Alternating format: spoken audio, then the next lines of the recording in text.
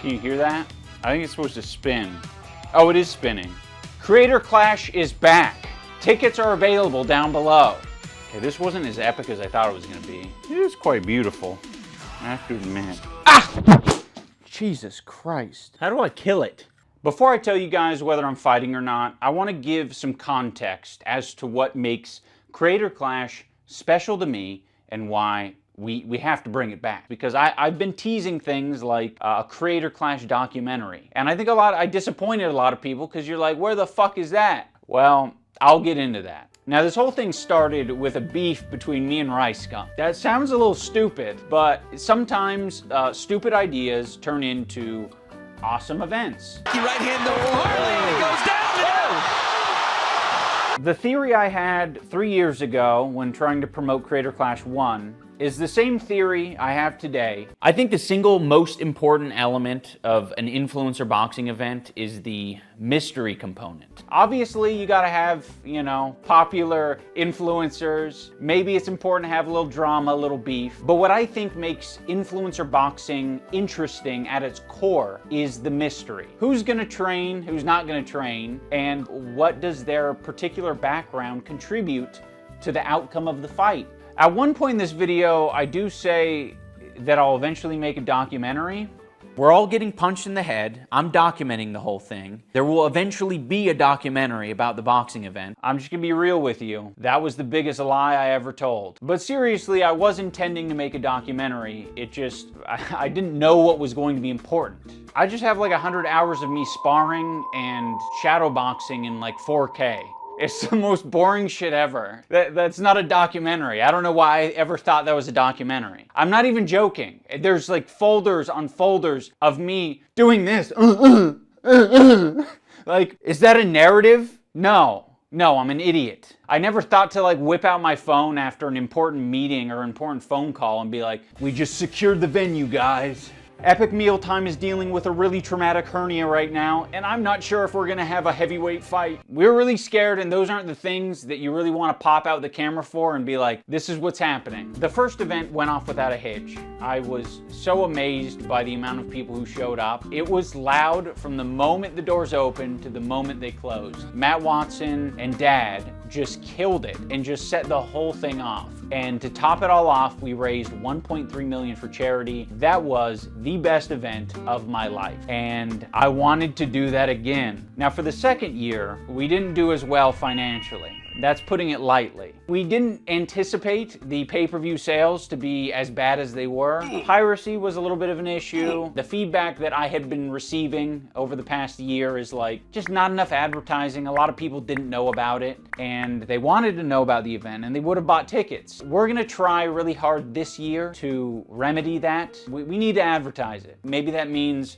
bugging the fighters more. I hate doing that, but maybe we have to. And just me making content around this shit. And I want more people to come to this event because it's been so life-changing for me, and I feel like it is such good vibes. I felt a lot of love in that arena. And even from my competitor, fucking Alex Wasabi. He was all being sweet to me and everything. You know, how sweet is that? Because we lost so much money on the second event, we weren't able to deliver to the charities. So we did this impromptu charity stream where I was like squirting ketchup down my throat for Philip DeFranco. Oh, Philly donated 1.1K for Throat Chop.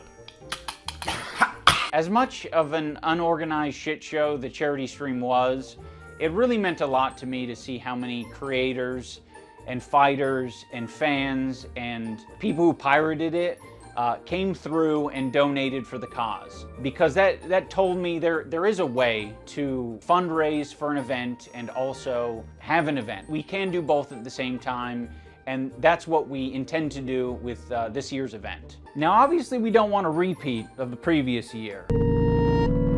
It sucks losing a fuck ton of money, and it also sucks to then not be able to donate to the charities. We've restructured things so that even if the event is unsuccessful, it's a massive flop, I don't promote it enough, charity is still gonna get money because we're gonna be fundraising from now all the way to the end of the event. And on the event day, I have some very badass initiatives that I've developed that you guys are going to be seeing along the way that are meant to pack the coffers of Stand Up to Cancer. I don't know what coffers is. I don't know what packing the coffers is. Oh, also, Stand Up to Cancer is our partnered charity this year. All donations go directly to them. We do it through Tiltify. It's real straightforward. There's like some sort of leaderboard and shit like that. Now I'm going to tell you guys whether I'm fighting or not.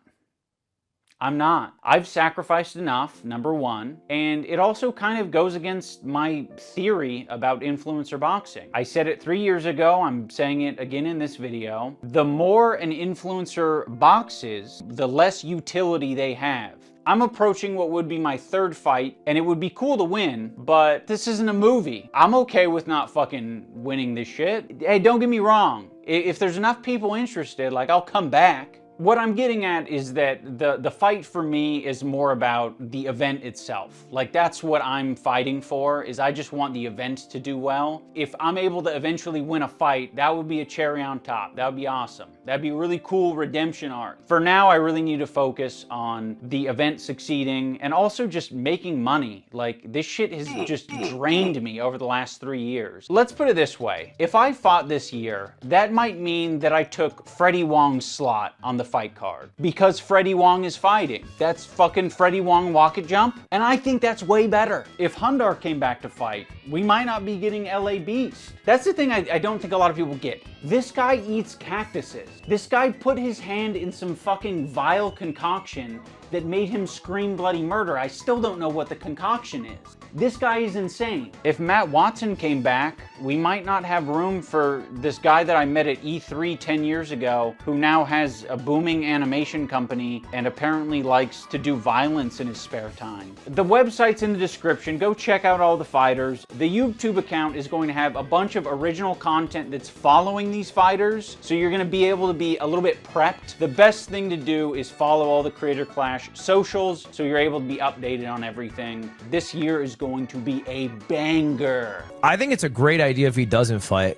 I think like running an event and fighting in it is kind of a bad idea. It's hard enough kind of like running an event.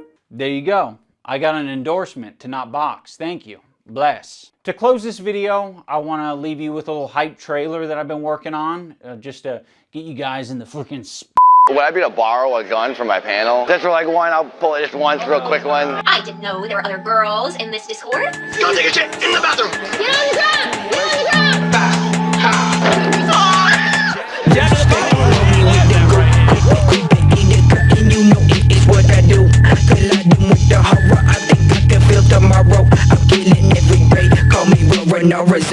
I'm hot just like the sparrow. I'm shooting very narrow. My focus right. I don't feel the heat. It's from the barrel. Don't walk like that spam.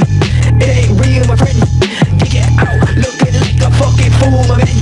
You check it out. End up in the fucking pool again. All the blood pour out like a water can. Set it off. Can you move? Bonjour, je suis ma comment allez-vous? I don't give a fuck about you. Use the fool. I'ma kill you with a little or two. I got you. Use the beats, no echo, smoke it rock. It's so hot you might get popped.